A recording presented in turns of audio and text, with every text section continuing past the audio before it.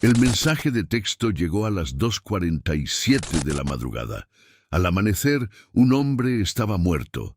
A la semana siguiente, su esposa, una respetada empresaria, había sido arrestada. Lo que los investigadores descubrieron en los días entre esos dos momentos expondría una red de engaños tan cuidadosamente construida, tan fríamente mantenida, que incluso los detectives más experimentados lucharon por creerla.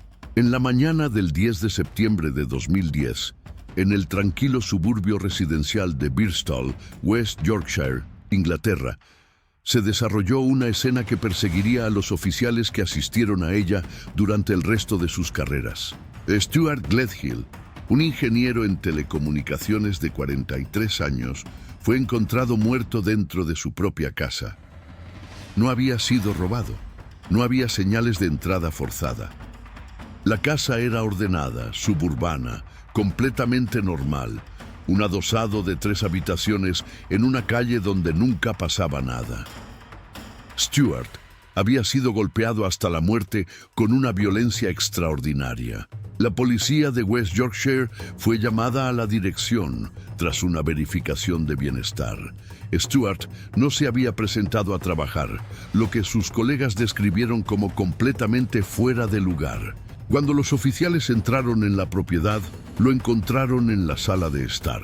La severidad del ataque, realizado con un objeto contundente, indicó a los investigadores de inmediato que esto no era un robo fallido. Quien hubiera hecho esto había venido con intención. Quien hubiera hecho esto había venido con furia. La primera pregunta que los detectives se hicieron, la pregunta que siempre se hacen primero, fue: ¿quién fue la última persona que vio a Stuart Gledhill con vida? La respuesta llegó rápido y llegó desde dentro del matrimonio. Su esposa, Jennifer Gledhill, había estado en la casa esa noche y ella ya se había ido para cuando encontraron el cuerpo. Ante el mundo exterior, Stuart y Jennifer Gledhill se presentaban como una pareja funcional. Llevaban casados más de una década. Compartían un hogar, compartían finanzas, se movían en los mismos círculos sociales. Stuart era conocido por sus colegas como estable, confiable, de carácter apacible. Jennifer, de 44 años en el momento de la muerte de su esposo, trabajaba como directora financiera, una posición de autoridad y confianza que requería una meticulosa atención al detalle y el tipo de compostura profesional y serena que impresionaba a todos a su alrededor. Pero los matrimonios tienen habitaciones que los vecinos nunca ven. Los detectives de la Unidad de Delitos Mayores de la Policía de West Yorkshire comenzaron el proceso metódico de reconstruir las últimas semanas de la vida de Stuart Gledhill. Lo que encontraron, a través de registros telefónicos, correos electrónicos, transacciones financieras y entrevistas con testigos, era una imagen de un matrimonio que se había fracturado silenciosamente. Stuart aparentemente se había dado cuenta de que algo andaba mal. Amigos recordarían más tarde que parecía retraído en las semanas previas a su muerte, distraído, como si algo lo estuviera presionando para lo que aún no había encontrado palabras para nombrar. Jennifer, en contraste, parecía a quienes la conocían estar funcionando con total normalidad. Iba a trabajar, asistía a compromisos sociales, funcionaba, como siempre, con precisión y control. Lo que los investigadores estaban a punto de descubrir era que la compostura de Jennifer no era la calma de la inocencia. Era la disciplina de alguien que había estado planeando algo durante mucho tiempo. En las 48 horas siguientes al hallazgo del cuerpo de Stuart Gledhill, los detectives identificaron un nombre que se volvería central para toda la investigación: Gary Heaton. Heaton era un exoficial de policía. Ese detalle por sí solo causó un tipo particular de tensión en la sala de incidentes. No sospecha sobre la investigación, sino una conciencia de lo que significaba que un hombre con entrenamiento en la aplicación de la ley hubiera estado involucrado aunque fuera periféricamente en la órbita de este crimen. Gary Heaton y Jennifer Gledhill habían estado manteniendo una aventura secreta durante un período significativo. La relación había sido llevada con cuidado y deliberado ocultamiento, el tipo de ocultamiento que sugiere que ambas partes entendían exactamente qué estaban escondiendo y por qué. Los registros telefónicos obtenidos con orden judicial pintaron una imagen detallada de su comunicación.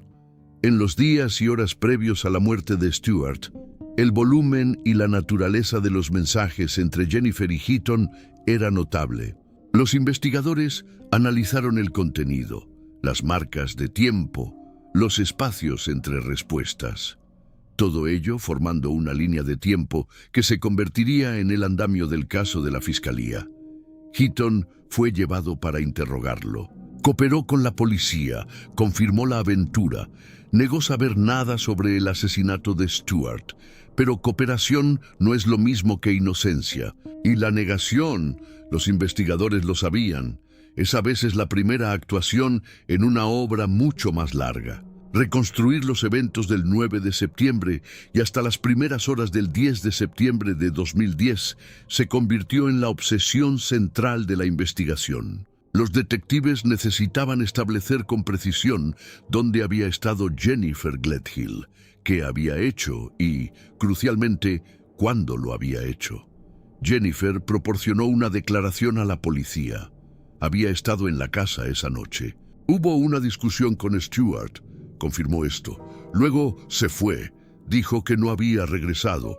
Dijo que se había marchado en coche y se había quedado en otro lugar. Esta declaración se convirtió en la base sobre la cual los detectives comenzaron a construir su caso. No porque la creyeran, sino porque toda declaración falsa contiene puntos de presión. Y los puntos de presión, con suficiente investigación cuidadosa, eventualmente ceden. Los equipos forenses revisaron la residencia Gledhill con una minuciosidad extraordinaria. La naturaleza del ataque significaba que había evidencia física significativa en la escena. Se realizó un análisis de patrones de salpicaduras de sangre. El arma, un objeto contundente, consistente con un martillo o implemento similar, no fue recuperada de inmediato, pero el patrón de las lesiones contaba una historia detallada sobre la dirección, la fuerza y la repetición de los golpes. Esto no fue un solo golpe, esto fue sostenido, esto fue personal. Se extrajo y revisó el metraje de las cámaras de seguridad en y alrededor de Birstall. Los investigadores comenzaron un proceso minucioso de rastrear los movimientos del vehículo de Jennifer Gledhill durante toda la noche. Cada cámara automática de reconocimiento de matrículas, cada estación de servicio, cada cámara de timbre residencial que pudiera haber capturado un automóvil que pasaba, fue identificada e interrogada. El metraje contó una historia diferente a la que Jennifer había dado a la policía, significativamente diferente. Lo que reveló el análisis de CCTV fue un movimiento inconsistente con la declaración de Jennifer. Su vehículo había sido registrado en las cercanías de la casa familiar en un momento en que ella afirmaba haberse ido y viajado a otro lugar. Esto no era una discrepancia menor. Este era el tipo de brecha que, en una investigación de asesinato, transforma a una persona de interés en sospechosa. Simultáneamente, los científicos forenses estaban trabajando con la evidencia física recuperada de la casa y del vehículo de Jennifer, que había sido incautado para su examen. La presencia de material biológico, analizado mediante perfilado de ADN, se convertiría en uno de los pilares más significativos del caso de la Fiscalía. La ciencia forense en Inglaterra había, para 2010, alcanzado un nivel de sofisticación que hacía extremadamente difícil ocultar el contacto físico. Lo que tocas deja rastros, lo que haces deja marcas. El arma en sí misma seguía siendo una incógnita crítica. Un arma homicida cuenta su propia historia, fabricante, dimensiones, patrones de agarre, historial de compra. Los detectives trabajaron para rastrear lo que se había usado para matar a Stuart Gledhill. Y al hacerlo, rastrear de dónde vino y a dónde fue. Los registros financieros también fueron incorporados a la investigación. Como directora financiera, Jennifer Gledhill tenía acceso a fondos significativos y entendía profundamente los sistemas contables. Cualquier transacción inusual, cualquier evidencia de preparación, de planificación, sería examinada bajo el microscopio del escrutinio fiscal. En un caso construido sobre el engaño, los investigadores sabían que debían mirar no solo lo que había sucedido, sino lo que se había arreglado, a veces semanas antes. Jennifer Gledhill fue arrestada por la policía de West Yorkshire bajo sospecha de asesinato. El arresto llegó después de que los detectives reunieran suficiente material, evidencia de CCTV, hallazgos forenses, análisis de registros telefónicos y testimonios de testigos para justificar su puesta en custodia. Fue entrevistada bajo advertencia. Jennifer mantuvo su versión. Había estado en la casa, hubo una discusión, se fue, no regresó. La policía había investigado delitos graves el tiempo suficiente para reconocer la cualidad particular de una versión preparada, la ausencia de los pequeños errores, vacilaciones y contradicciones que todo recuerdo genuino contiene. La versión de Jennifer Gledhill, según la evaluación de varios oficiales, tenía la textura de algo ensayado. Fue acusada del asesinato de su esposo, Stuart Gledhill. El papel de Gary Heaton en el caso también fue examinado de cerca.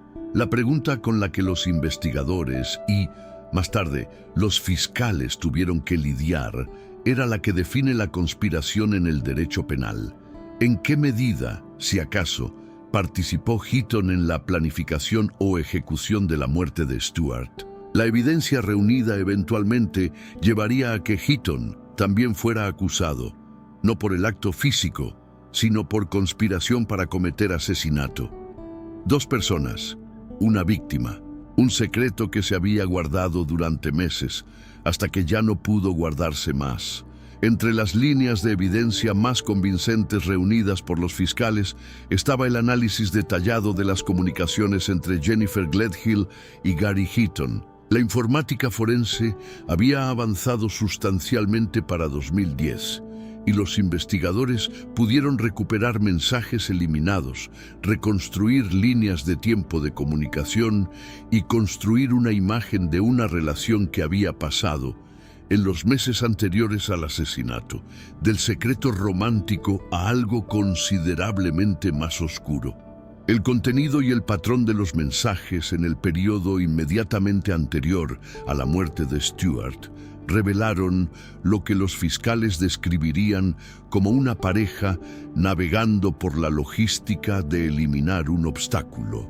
Stuart Gledhill era ese obstáculo, un esposo cuya existencia se interponía entre Jennifer y el futuro que ella aparentemente había decidido que quería.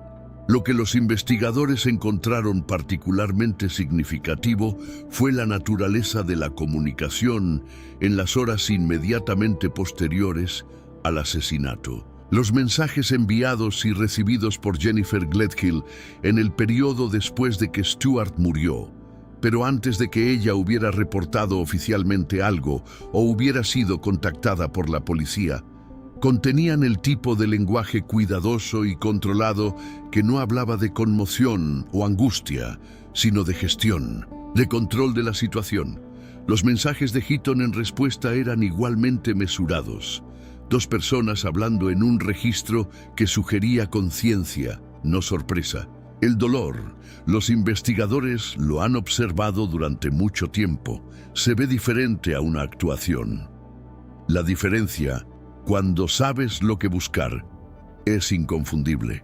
La Fiscalía de la Corona, trabajando en estrecha consulta con la Unidad de Delitos Mayores de West Yorkshire, pasó un tiempo considerable construyendo el caso contra Jennifer Gledhill y Gary Heaton.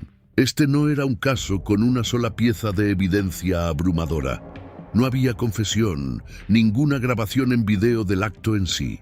En cambio, era un caso construido sobre la acumulación. Docenas de líneas individuales de evidencia, cada una insuficiente por sí sola, pero entretejidas formando una red que los fiscales creían ineludible. Evidencia forense de la escena y del vehículo de Jennifer. Evidencia de CCTV que establecía su presencia cerca de la casa en el momento crítico. Registros telefónicos que documentaban el patrón de comunicación con Heaton. Análisis financiero que revelaba actividad preparatoria. Testimonios de colegas, amigos y conocidos de Jennifer y Stuart, construyendo un retrato de un matrimonio en crisis y de una mujer que había tomado su decisión. La cuestión del arma homicida siguió siendo un punto de importante esfuerzo investigativo. Aunque el arma no fue recuperada definitivamente y presentada en la corte, la evidencia forense de las lesiones de Stuart, combinada con el análisis de materiales de la escena, permitió a los patólogos y expertos forenses caracterizar el instrumento en detalle. La fuerza aplicada, la naturaleza repetida de los golpes, el patrón específico de las lesiones, todo consistente con un ataque sostenido y deliberado. La evidencia patológica confirmó que Stuart Gledhill habría muerto relativamente rápido dada la gravedad del trauma infligido. No habría tenido una oportunidad realista de defenderse una vez que comenzó el ataque. Esto también hablaba de preparación, de una emboscada, no de una confrontación espontánea. ¿El detalle más escalofriante? Los investigadores creían que Stuart Gledhill pudo haber confiado plenamente en su atacante. Quizás nunca lo vio venir. El juicio de Jennifer Gledhill comenzó en el Tribunal de la Corona de Leeds. Se convertiría en uno de los procesos penales más seguidos en West Yorkshire en años, no por su drama judicial, aunque lo hubo, sino por lo que reveló sobre la capacidad de la gente común para construir engaños extraordinarios dentro de los muros de vidas ordinarias. Los fiscales expusieron su caso metódicamente.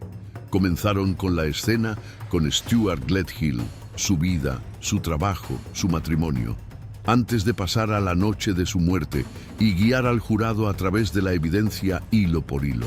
Se mostró metraje de CCTV, se exhibieron y analizaron registros telefónicos. Los expertos forenses subieron al estrado para explicar sus hallazgos en términos accesibles para un jurado lego sin sacrificar la precisión científica. Jennifer Gledhill permaneció durante todo el proceso con la compostura que quienes la conocían habían llegado a esperar. Se presentaba como controlada, atenta y serena.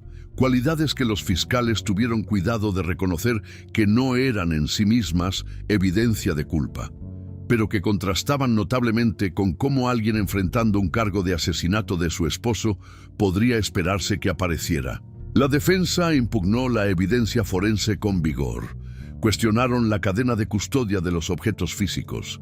Impugnaron las interpretaciones del metraje de CCTV, argumentando que la presencia del vehículo de Jennifer en un lugar particular, en un momento particular, no establecía por sí mismo lo que había sucedido dentro de la casa. Atacaron la integridad del análisis de los registros telefónicos, sugiriendo que las conclusiones extraídas por los fiscales excedían lo que la evidencia podía respaldar legítimamente.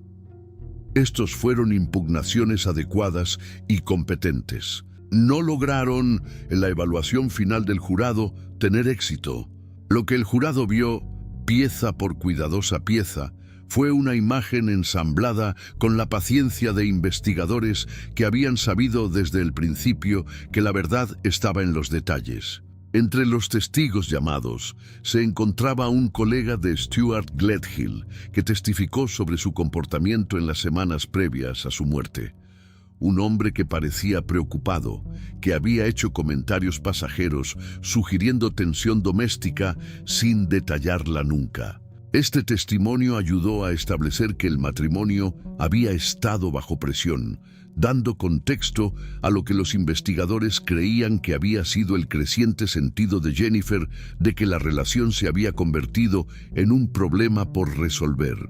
Amigas de Jennifer también fueron llamadas. Su testimonio fue cuidadoso, a menudo visiblemente reticente, el testimonio de personas que se preocupaban por alguien a quien simultáneamente luchaban por reconciliar con lo que escuchaban en la corte. Hablaron de Jennifer como competente, organizada, ocasionalmente intimidante en su eficiencia. Describieron a Gary Heaton, describieron la sensación, mirando hacia atrás, de que habían pasado por alto algo. El experto en informática forense que analizó los registros de comunicación entre Jennifer y Heaton resultó ser uno de los testigos más impactantes del juicio. En lenguaje mesurado y técnico, guió al jurado a través de una línea de tiempo de mensajes que, según argumentaron los fiscales, equivalían a evidencia documentada de planificación. No planificación del asesinato en términos explícitos, no había mensajes diciendo lo que iba a suceder, sino planificación en el sentido de logística, de construcción de coartada, del tipo de arreglo secuencial de hechos que se lee muy diferente en retrospectiva de lo que podría haber sido en tiempo real. La defensa interrogó al experto digital extensamente, centrándose en los límites de la inferencia y en la brecha entre lo que los mensajes contienen y lo que prueban. El experto se mantuvo firme en los datos. La interpretación, reconoció, era para el jurado, y el jurado interpretó cuidadosamente, deliberadamente, durante muchas horas de deliberación. Después de que la fiscalía y la defensa concluyeran sus casos, después de que el juez entregara un resumen detallado y escrupulosamente justo que se extendió por varias horas, el jurado se retiró a considerar su veredicto. Se les había presentado un volumen enorme de material durante el juicio. Informes forenses, transcripciones de comunicaciones, testimonios de expertos, declaraciones de testigos, metraje de CCTV, documentos financieros. La deliberación no fue rápida. Este no era un caso sencillo, y el jurado se tomó en serio su obligación de examinar la evidencia con cuidado antes de alcanzar una conclusión. Hicieron preguntas. Solicitaron que se les volviera a leer partes de la evidencia. Regresaron a la sala del jurado y continuaron. Jennifer Gledhill permaneció serena durante todo el proceso, incluida la espera del veredicto, una espera que, para la familia y amigos de Stuart Gledhill reunidos en la galería pública, fue una extensión angustiosa de una pérdida que ya habían absorbido, pero para la cual aún no habían recibido un reconocimiento formal. Los investigadores de la Unidad de Delitos Mayores de West Yorkshire, los hombres y mujeres que habían trabajado en el caso desde esa primera mañana en Birstall, a través de meses de meticulosa recopilación de evidencia, que habían rastreado registros telefónicos, metraje de CCTV y muestras forenses a través de una cadena que llevaba, eslabón por eslabón, a esta sala de tribunal. Esperaron junto a todos los demás. Después de todo lo que se había descubierto, después de que cada cuidadosa pieza del caso había sido presentada ante 12 ciudadanos ordinarios, la pregunta había pasado completamente de las manos de los investigadores. La verdad que creían haber encontrado ahora necesitaba convertirse en un veredicto. Jennifer Gledhill fue declarada culpable del asesinato de su esposo, Stuart Gledhill. El veredicto fue entregado en el Tribunal de la Corona de Leeds. Culpable por el cargo de asesinato. La palabra cayó con el peso de todo lo que la había precedido. Cada hora de investigación, cada mensaje analizado, cada fotograma de metraje de CCTV, cada muestra forense procesada y cotejada, cada testigo que había subido al estrado e intentado reconciliar a la persona que creían conocer con la persona que la evidencia describía. Gary Heaton también fue declarado culpable de conspiración para cometer asesinato. El jurado determinó que su participación en la planificación de la muerte de Stuart Gledhill quedó establecida más allá de toda duda razonable por la evidencia presentada. 2 personas, 2 veredictos, un acto calculado. En la galería pública, entre aquellos que habían asistido al juicio durante todo el proceso, el veredicto produjo el silencio particular y comprimido que surge cuando un veredicto tanto esperado como temido es finalmente entregado, cuando la confirmación trae no exactamente alivio, sino el fin de la incertidumbre. Stuart Gledhill había sido asesinado por su esposa, ayudada por su amante. La investigación que había comenzado en una tranquila mañana en Birstall había terminado, meses después, con 2 palabras que resolvieron cada pregunta abierta que el caso había llevado. Culpable, culpable.